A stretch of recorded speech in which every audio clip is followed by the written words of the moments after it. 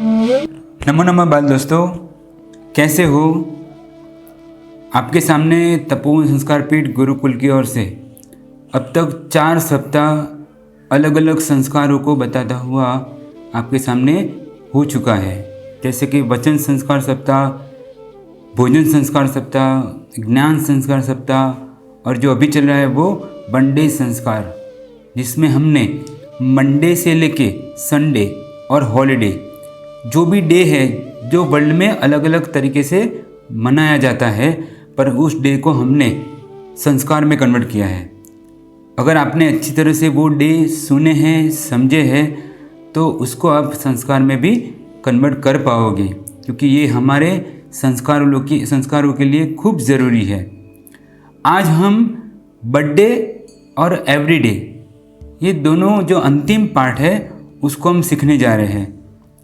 हम घर पे बर्थडे मनाते हैं, बर्थडे में पार्टी होती है, एन्जॉयमेंट होता है, बहुत सारी चीज़ों का हमें एंटरटेनमेंट भी मिलता है। पर हम आज जो सीखने जा रहे हैं वो है, हम बर्थडे को आशीर्वाद डे में कन्वर्ट करेंगे। बर्थडे के दिन हमारे पास 3 हमारे जो बड़े उपकारी हैं उनके पास से हमें आशीर्वाद लेने हैं। फर्स्ट प्रभु यानी ईश्वर, दूसरा गुरु जो हमें ईश्वर तक पहुंचाता है, और तीसरा माता पिता जो हमारे घर के भगवान और भगवती है। हमें इस दिन इन तीनों की ओर से बहुत ही अच्छे आशीर्वाद लेने हैं। अब सबसे बड़ा क्वेश्चन ये होगा कि आशीर्वाद की ज़रूरत क्या है। बच्चों, आशीर्वाद के बिना तो कुछ भी संभव नहीं है। अगर आप कितनी भी मेहनत कर लो, बहुत सारे बच्चे बोर्ड में एग्ज़ाम की प्रिपरेशन कर रहे हैं, वो कितनी भी मेहनत कर ले, पर आखिरकार जो रिज़ल्ट है वो जो खुद चाहता है वो तभी पा सकता है जब उसके पास उनके गुरु का आशीर्वाद हो, जब उनके पास माता पिता का आशीर्वाद हो, जब उनके पास प्रभु की कृपा हो। तो हमें इस डे को ब्लेसिंग्स डे के रूप में मनाना है। ये ब्लेसिंग से ही हमारे असंभव जो कार्य है वो भी संभव हो जाएंगे। तो आज से हर बार ये ध्यान रखना है, हम बर्थडे मनाएं पर बिना आशीर्वाद के नहीं। हमें जो भी बर्थडे हमारी आती है, तब हर बर्थडे पर हम कुछ भी काम कर ले, पर आशीर्वाद लेना नहीं चूकेंगे। अब वो आशीर्वाद हमें हमारे मम्मी पापा से भी लेना है। जो हम नेक्स्ट डे की बात कर रहे हैं और वो है एवरीडे। एवरीडे में क्या है, तो एवरीडे का संस्कार में अगर हम कन्वर्ट करें तो एवरीडे यानी मम्मीज़ फूड डे, यानी कि मम्मी के हाथों का बना खाना हमें खाना है। आपको अगर पूछा जाए कि आपको कौन से होटल का खाना पसंद है, आपको कौन सी लारी का खाना पसंद है, आप अलग अलग चीज़ों के नाम जानते होंगे कि जो चीज़ वो पर्टिकुलर होटल या लारी से फेमस होगी। पर कोई भी बच्चा अपने माता का नाम बताता है कि मेरी माता ये फूड बहुत ही अच्छा बनाती है?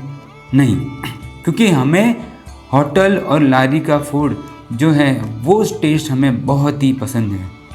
हम ऐसा भी सोचते हैं कि हमें वो टेस्ट हर बार घर में मिल जाए। तो बच्चों, जैनाचार्य धर्मगुप्त सूरी जी ने अपनी पुस्तक धम्मम शरणम गच्छामि में ये अवसर लिखा हुआ है।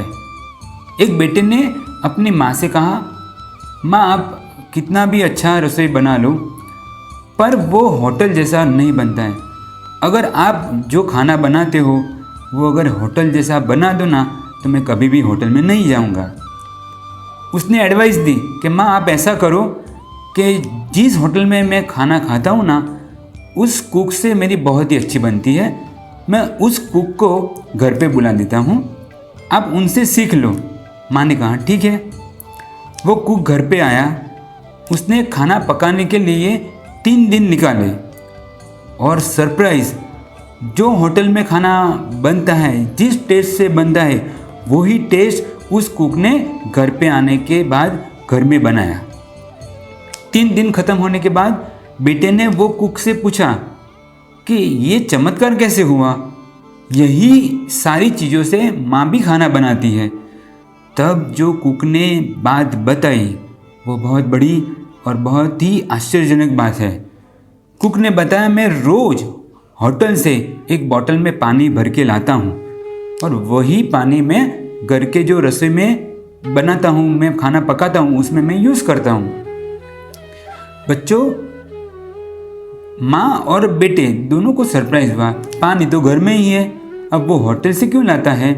तब वो कुक ने बात बताई कि होटल में जो खाना पकता है वो जिस पानी से पकता है, वो जिस टंकी में रखा जाता है, वो टैंक के अंदर ऊँट के हड्डी को जमाए करते हैं और उस टेस्ट से, उस पानी से हम रसोई बनाते हैं। इसलिए होटल की रसोई भी टेस्टी बनती है और 3 दिन से जो मैं रसोई बनाता हूँ वो भी इसी वजह से टेस्टी बनती है।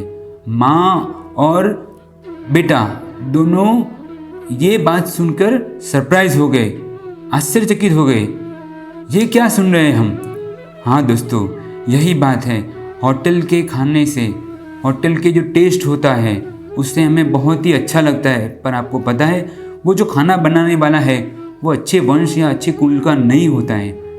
आपको पता है कि खाना जो पकाता है वो पकाने वाले के भाव से भी खाने के ऊपर बहुत असर करता है, वो प्रभावित होता है। जो भी खाने वाला होता है उनके भावों के बदलाव के लिए जो खाना पकाने वाला है उसके भाव की भी असर होती है।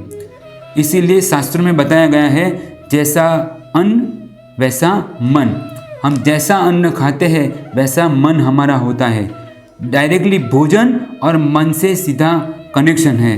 तो आज से हम प्रॉमिस करेंगे, हम मम्मी के हाथों का बना खाना ही खाएंगे, क्योंकि मम्मी के हाथों के बने खाने में प्यार होता है, उसमें शुद्धता होती है, उस खाने में पूरी परिपक्वता होती है, शुद्ध भाव होते हैं। तो वही भाव से हमारा जीवन भी सुमधुर होगा, संस्कारित होगा। इसलिए मम्मी का फूड सिर्फ 1 डे नहीं, सम डे नहीं, पर एवरीडे चाहिए। तो इस तरह से आपने अब तक अलग अलग डे के बारे में सुना। हम आशा करते हैं इसके जरिए आपका सिर्फ 1 दिन नहीं, थोड़े दिन नहीं, पर पूरी जिंदगी संस्कारित बने, ऐसी एक हम आशा रखते हैं। कल से एक नया संस्कार सप्ताह शुरू होने जा रहा है और वह है आपके जीवन के लिए बहुत ही जरूरी ऐसा संस्कार लाइफ सप्ताह। तो आप कल से ये जो संस्कार सप्ताह है उसमें भी अच्छी तरह से जुड़े। आज का मोरल है, हम मम्मी पापा के, गुरु के और भगवान के तीनों के आशीर्वाद, और हाँ, जब बर्थडे हो उस दिन गरीबों को भी अनुकंपा करके उनके भी हम आशीर्वाद लेंगे। मतलब बर्थडे को ब्लेसिंग्स डे बनाएंगे और एवरीडे को हम फूड यानी कि मम्मी के फूड डे के तौर पे हम मनाएंगे। नमो नमः।